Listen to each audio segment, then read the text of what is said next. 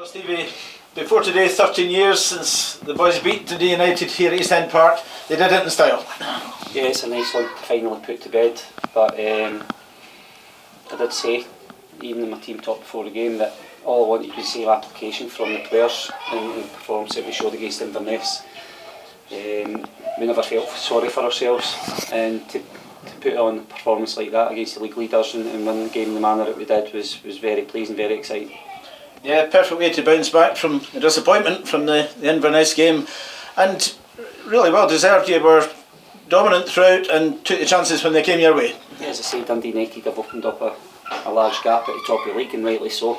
We've had two very competitive fixtures against them already this season, and unfortunately we lost both of them, but you know, as I said, after the other night when decisions were made that were out with our control, I didn't think the boys felt sorry for themselves, and they applied themselves properly, competed, and the pleasing thing more than anything was the clean sheet.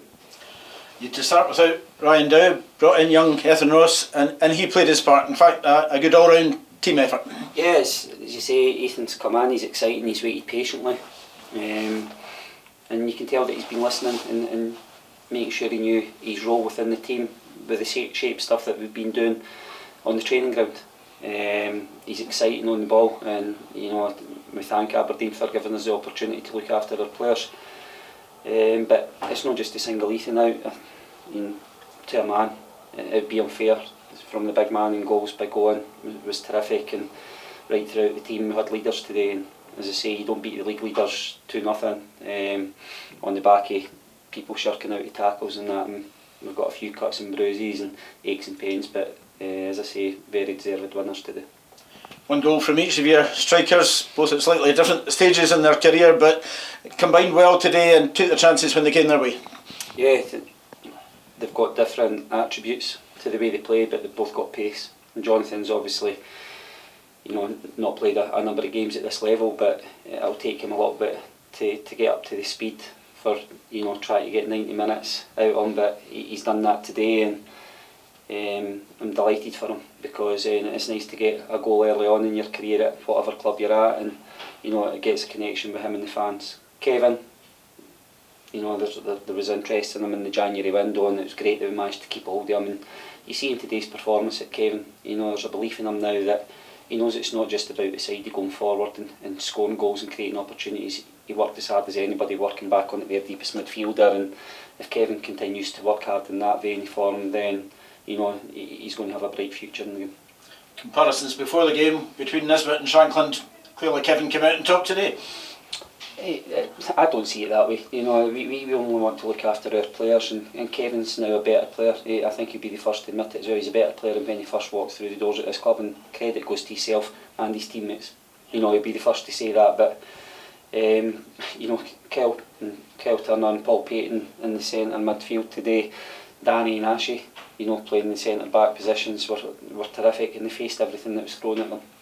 Yeah, it all got a bit hectic towards the end, a lot of last gasp interceptions, backs against the ball, but the players went in where it hurt and did what they had to do. Well, it isn't.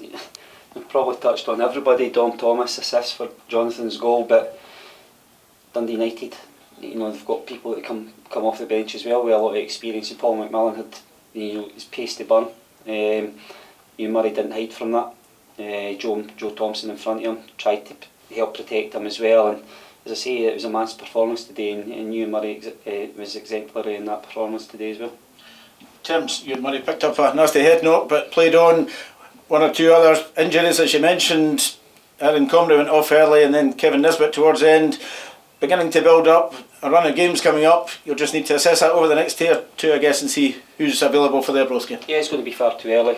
The pleasing thing on that one is we probably will need the extra 24 hours, but I think I said, you know, when we were going into this run of fixtures, that we're going to need everybody. And it was very pleasing today that when people were asked to come in and do a job, they were ready for it, and that's all we can ask. And you know, the same question is going to be asked of them over the next 3 or 4 games.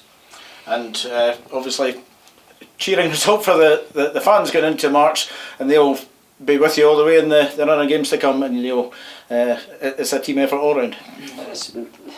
I've always said that we're trying to build this connection with the supporters, but the supporters have been fantastic. there have been parts of the season when it's been disappointing. But I think anybody that was at the Inverness game through the week can see what we're trying to build here. The excitement that we have got goals in us and we create opportunities. And when they see the work rate and application that the boys have done over the last 2 games, I think the future's looking good for the club, and we don't get carried away with it. We just keep working hard, keep level-headed. There will be a few bumps and bruises again on the way, but with the backing of the supporters the way they were after the final whistle today and throughout the game, it's pleasing as a manager standing here, starting to see that we're now starting to build, for the future of this club, and the fans have got a big part to play in that. That's great. Thanks, Stevie. Cheers, thank you.